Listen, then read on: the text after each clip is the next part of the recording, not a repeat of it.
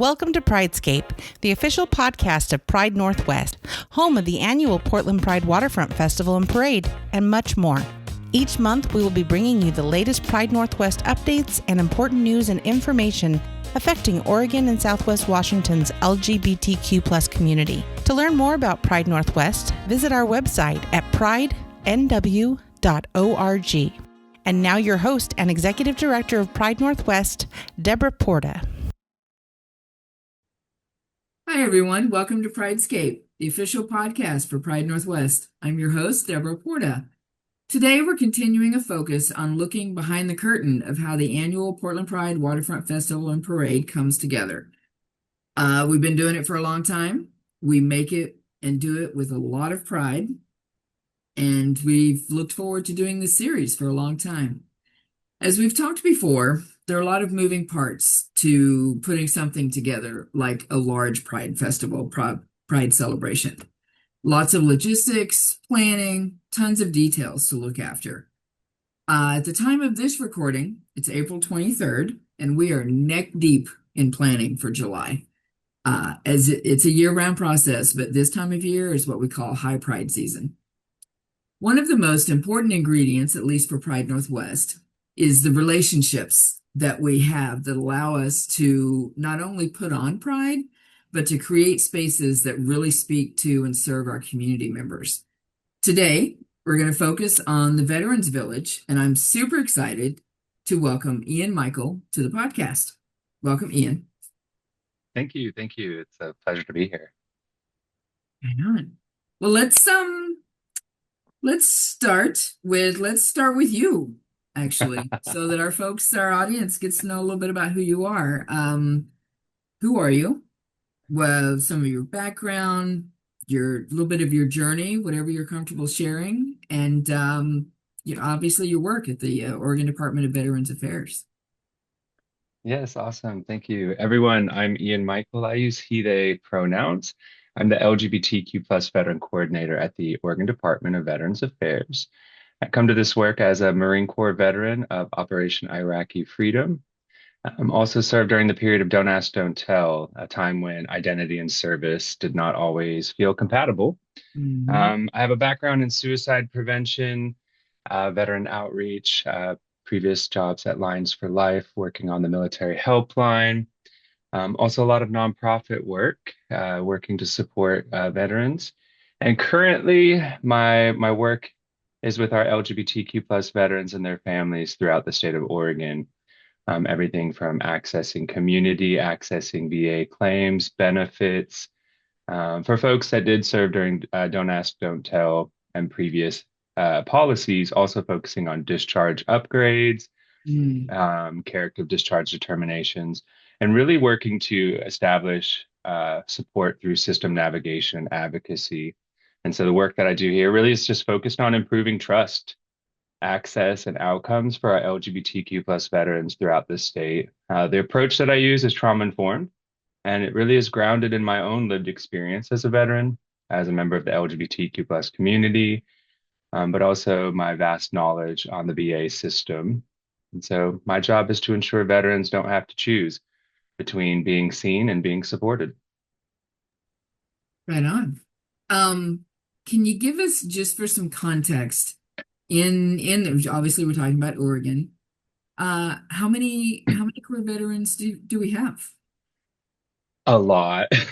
I know, right? I was like, look, we were just doing a presentation the other day, and so the veteran population right now in Oregon as a whole is 266,690 veterans. Wow. In Oregon.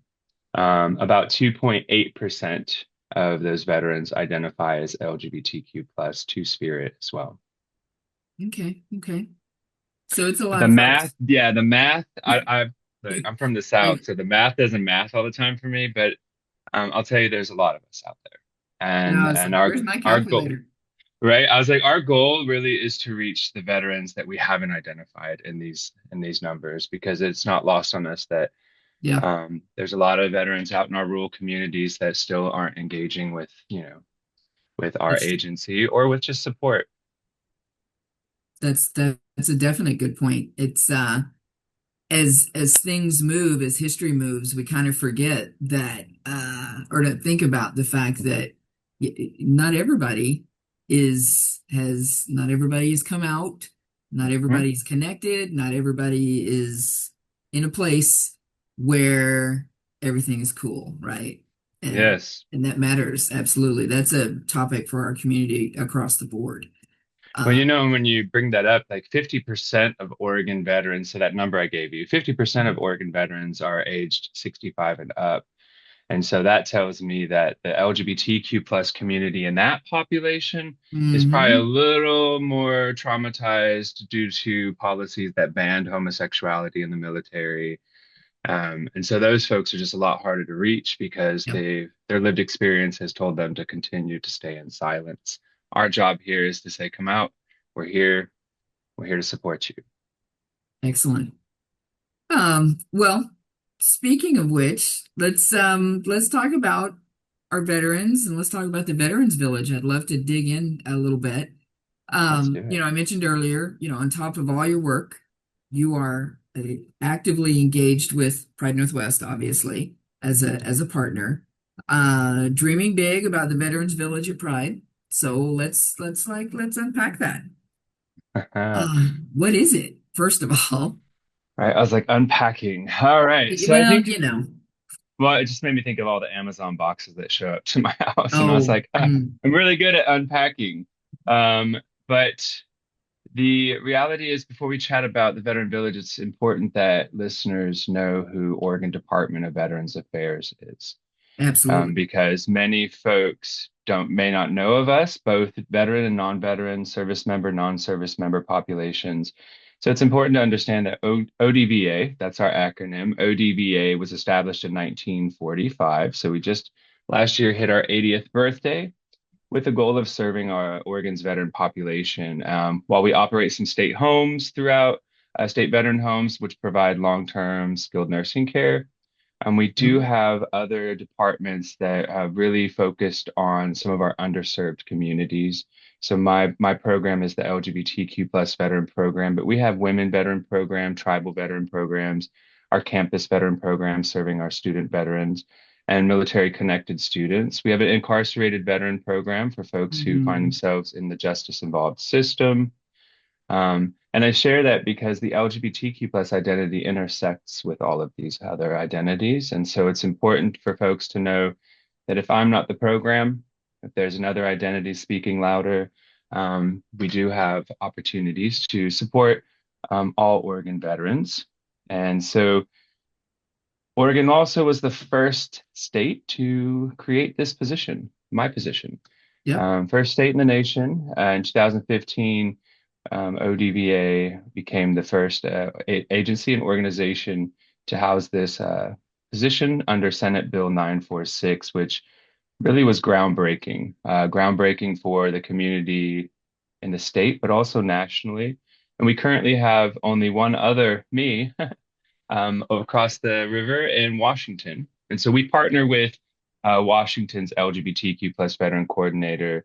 And that is how the Veteran Village starts. And so to tell you more about how that goes, it's important to understand a little bit more of my story. Sure. Because when I took this position, you know, one of the roles or one of the tasks was to go outreach more at Pride events throughout the state. I have a history with Pride Northwest, so reached out to Pride Northwest, got a table. But when I stepped into this role and started planning for that table, I realized something super personal, and that was I had never been to Pride before as a veteran. Oh, And I wow. have been to Pride all over this state, all over this country, and some places around the world. But it hit me that I hadn't done Pride as a veteran and that this would be the first time 4 years ago in 2022 Mhm. where I would show up and have to hold both identities at the same time. And so this raised a larger question. If I hadn't experienced Pride as a veteran, how many other LGBTQ plus folks and other LGBTQ plus veterans had not experienced Pride as a veteran either? And so my colleague at the campus veteran program, we recognized this gap in both representation and also access. And I reached out to some colleagues at the Portland VA, the Vet Center, which provides counseling and therapy for our veterans.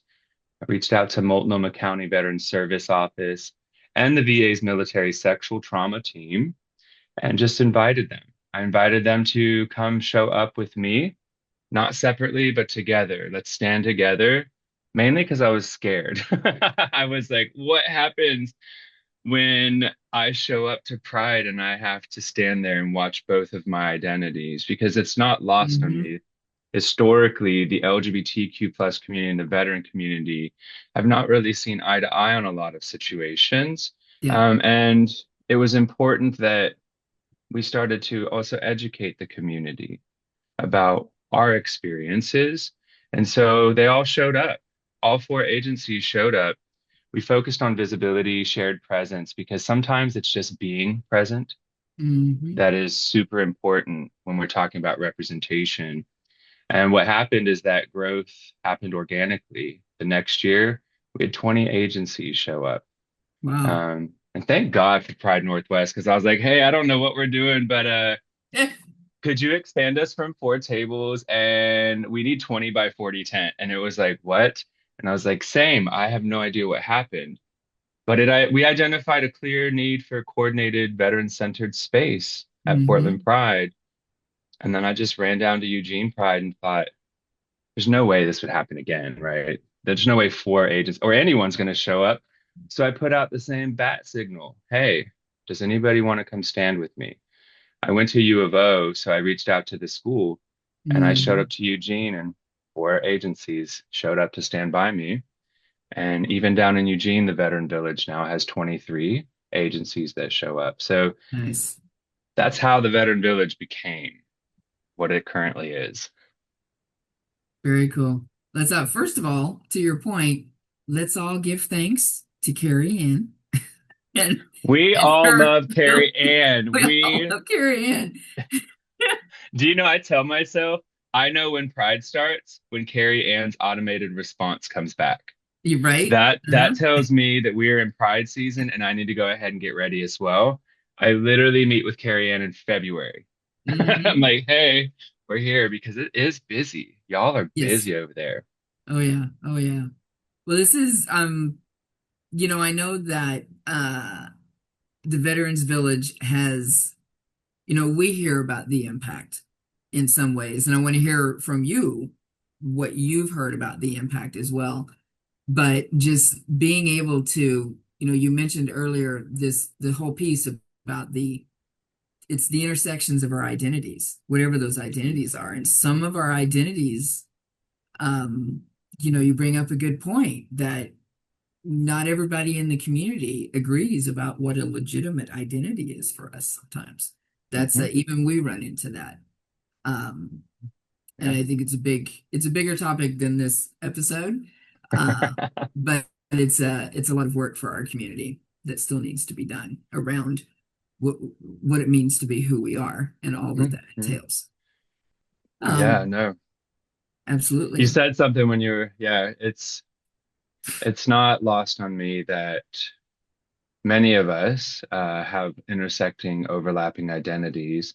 And for our LGBTQ plus veterans who may have experienced additional layers of trauma against some of those identities, it's my experience with this community that I never know what identity is showing up. I don't know what lived experience is informing that veteran's choice to reach out to me, hesitation.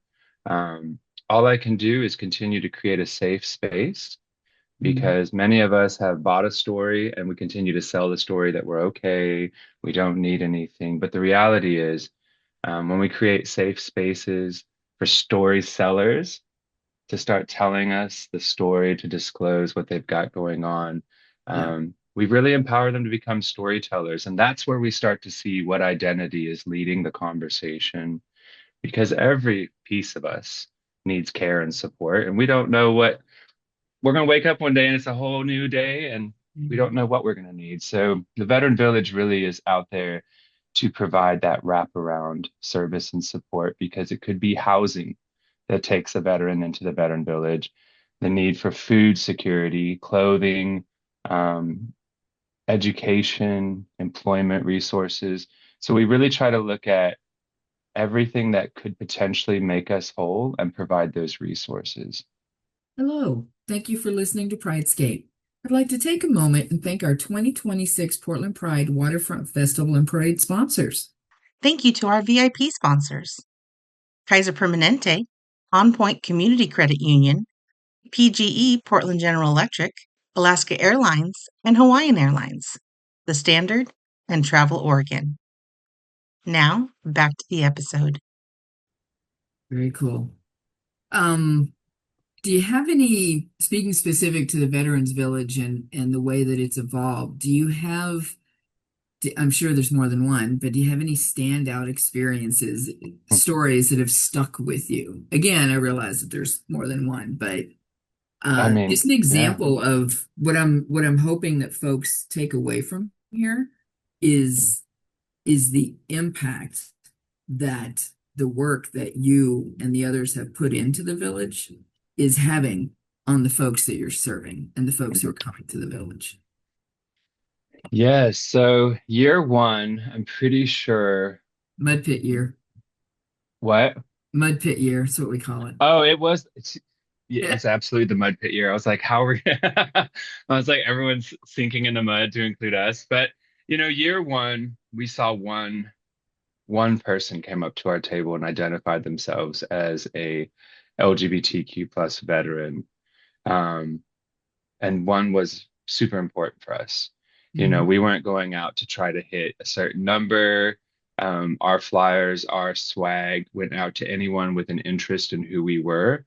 Um, but the tears, the joy that they saw, and I think it was very similar. They, for the first time, were able to like have community with me and realize. First, they said a lot of cuss words because they couldn't understand how we were there. It was just so exciting for them. And they were like, WTF, whoa, what? And we started to watch the veteran kind of walk around and kind of pace, just making sure we were real. Mm. And that veteran now shows up to all of our Portland Prides, and we've got to watch them grow through accessing services and support. But I think one of the standout stories for us is, we're all working within different agencies. I mean, there's upwards of 60 agencies collectively throughout the state. And so when a veteran shows up to the veteran village, we just immediately start to ask, what do they need? What are their needs? Are there food needs being met? Housing needs? And we set up a space for them to chat. We had one veteran who showed up homeless without any discharge documents, just at wit's end. Mhm. And they didn't want to talk to us because without that document, they didn't feel that they had served. And it was an administrative delay, nothing to do with them, but still that recognition is massively important for those who are serving. And we just swooped in like mama birds. We just swooped in and we were like, how can we help? Um, and when you fast forward this story from 3 years ago to today, they're about to graduate college. They have started. They have set precedents in a lot of the work that they have done over the 3 years. They joined the Veteran Village in their organization, and so now their organization is part of the village, and they now get to give back to Mm. what we gave. And now we're just watching this young student veteran just getting ready to go off into the next higher education. And we're all just back there watching. And it is a testament to what happens when a village, a group of people, a group of agencies who meet, discuss, understand things the same way, address one veteran holistically. That is goosebumps. Same.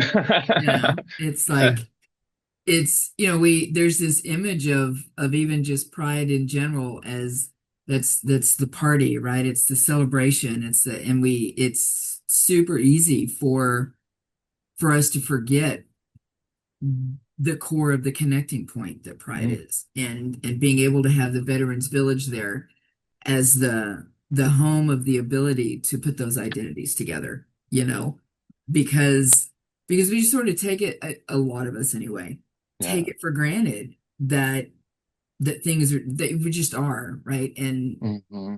And we kind of tend to forget and or ignore how complicated it can actually be.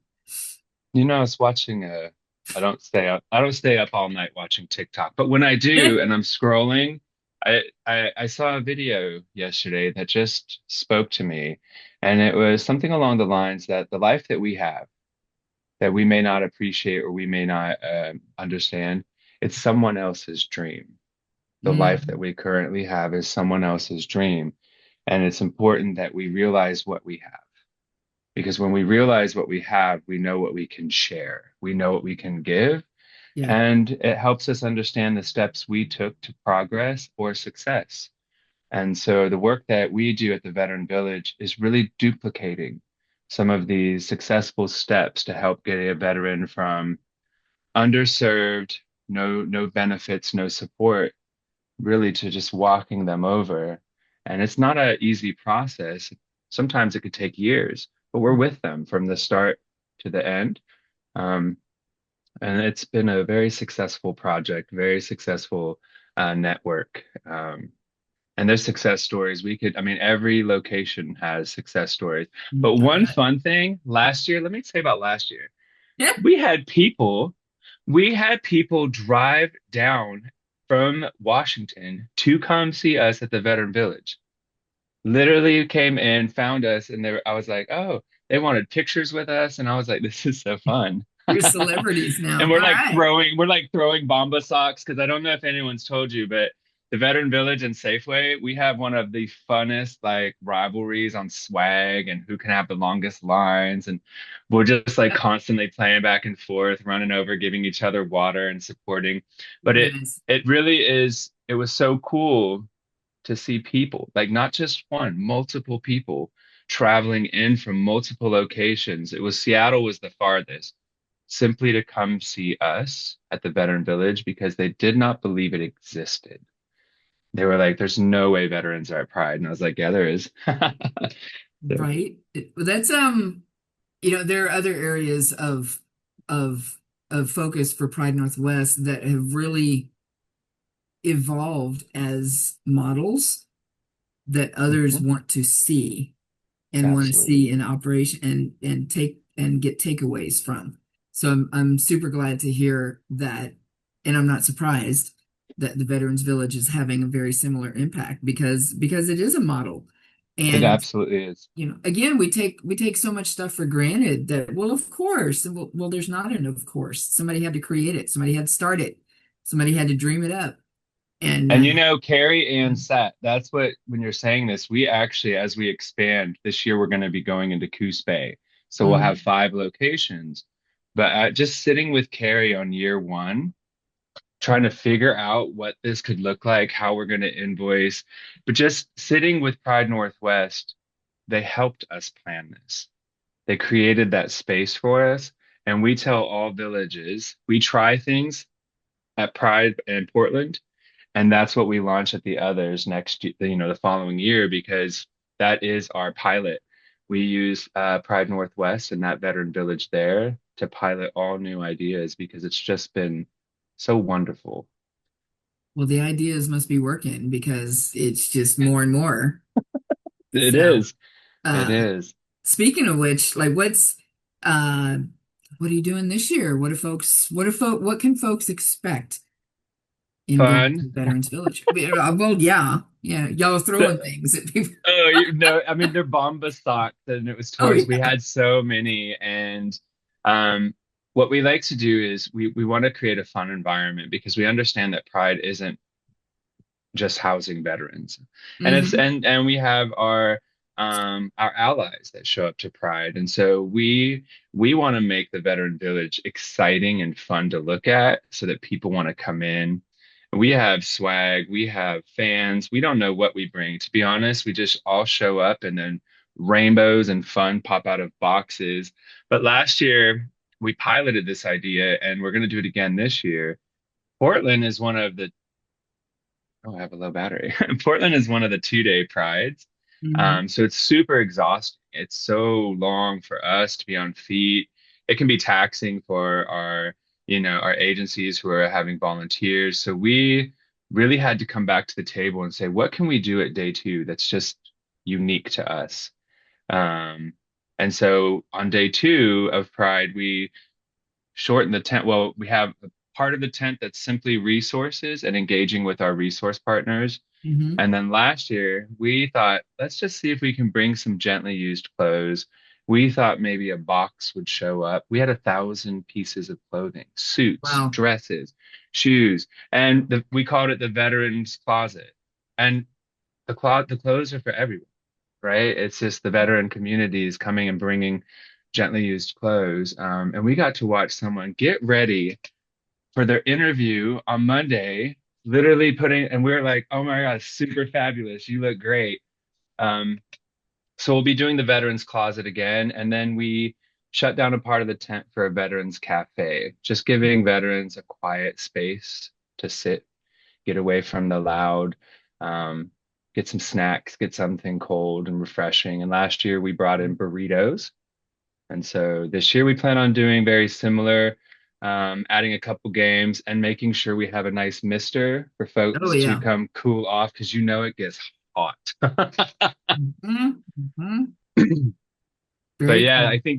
I think the goal there is to continue just making sure veterans are connected to the community, but Mhm. also connected to those vital resources. There's a lot of benefits that come out of the VA that really can change a veteran's life. And so our goal is to make sure they have access to all benefits.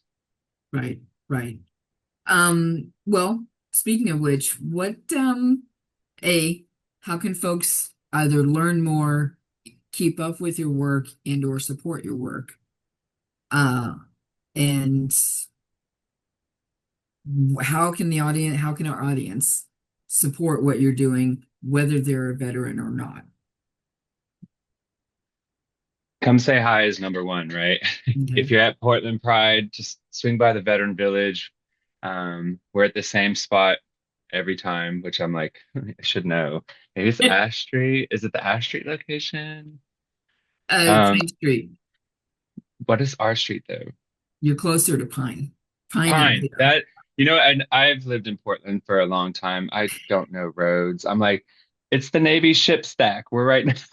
Right? It's the only reason I know it's because it's where Pride used to end. I'm like, it's the biggest reason I know where Pine Street is at because of Pride.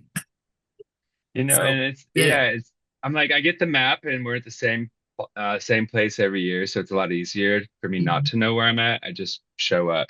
But for folks who are wanting to do more, I think it starts at home, right? And I think it starts at how we ask someone if they served in the military versus a veteran. When we ask someone, are you a veteran? We really aren't accounting for those folks who may not see themselves as a veteran because of the Mm. service. Maybe it was don't ask, don't tell. And there's so many other reasons people could have been discharged that may cause them not to identify as a veteran. Oh, However, if we are asking people, did you serve in the military? We're going to find out more information, not only about that service, but it will help us identify if something may have went awry around their discharge. And mhm. so that's just one of what we can do every day in Oregon. But as far as folks wanting to learn more about ODVA and the work of the Veteran Village, always visit the Oregon Department of Veterans Affairs website. On that website, you can access resource information. You can access all of the programs that we have. If you Google ODVA and the LGBTQ plus, you'll land right on my programs page for ODVA. And when you click and scroll down, you'll see tabs for the Veteran Village for Portland, Bend, Eugene, and Albany, soon Coos Bay.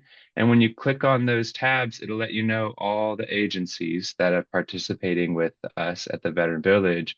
So folks can directly engage with those agencies if they need support. So that's always a great way to stay up to date with what we're doing. We have a social media presence as well. ODVA does, and around Pride, they'll start to blast out where we're going, what we're doing. And yeah, we'll be at Portland, Bend, Eugene, Albany, and Coos Bay this year. So if folks are listening and they're like, I'm not up there in Portland, but you're near one of our locations, look up the date, come find the Veteran Village, and let us give you a hug and tell you what we do. Very cool. That's just super exciting to know how much, to see how much it's grown and just spread, really. I don't even have the right words, which is not Me unusual, neither. but you know, I've been doing this uh, for 5 years and I still don't have the words for what happened because it really is this natural, organic growth. mhm, As much as I want to be like, look what I did, look what I created. No, I walked into Pride, and everything that you see today is what followed me right. into Pride, and it's super cool. But I wanted to make sure that also listeners know ODVA does have a volunteer program. So if folks want to give back year round, maybe they don't have time during Pride, but they still want to go to other events or maybe help ODVA set up table. We do have a volunteer program, and I can share those resources with you via email if there's something that you can post. But again, if people just go to our website and look at the volunteer program, they can sign up, and maybe next year they'll be standing at our table with us at Pride. Very cool. That's good to know. Uh, Ian, thanks for joining us. It's been this is our first time we've actually sat down and talked about this, so this I've been looking forward to this. Um, Absolutely.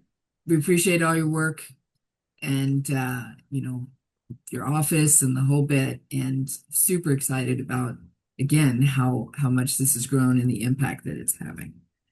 And I Uh, appreciate it. And I appreciate the opportunity to be here, but also highlight the Veteran Village, but also kind of highlight what the LGBTQ plus veteran experience has been. And mhm, just for folks who are listening, if you know someone who served, was discharged for their sexual orientation or gender identity, or anything related to it, let them know there's someone in this state that can help them, and connect your person with me. And we'll make sure they're taken care of, because that's how we get this work done, is it will take a village, not just our veteran village, but a village of community to really mhm. start to support someone when they're down on their luck, down on their just experiences. And we want to help lift them up and reinforce that visibility, access, and community-based support is here. And we're not going anywhere. Right on.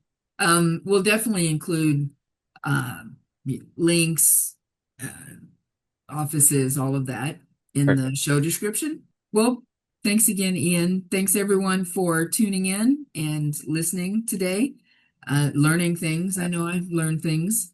Um, we have a number of community spaces at Pride. Just want to lift them up. The Veterans Village, obviously, Bonnie Tinker Family Tent, our youth tent, Pride Elder Connection Senior Tent. These are all built on relationships that we've formed in community and have been able to offer. And so I just want to make sure that folks know that that these spaces are at Pride. These spaces are for you. And we look forward to seeing you. Thanks again, y'all. Absolutely. Thank you. Thank you for listening to PrideScape, the official podcast of Pride Northwest, with Executive Director, podcast producer, and host, Debra Porta. You can find us wherever you listen to podcasts. For more information on what you heard here today and to support the work of Pride Northwest, go to pridенw.org.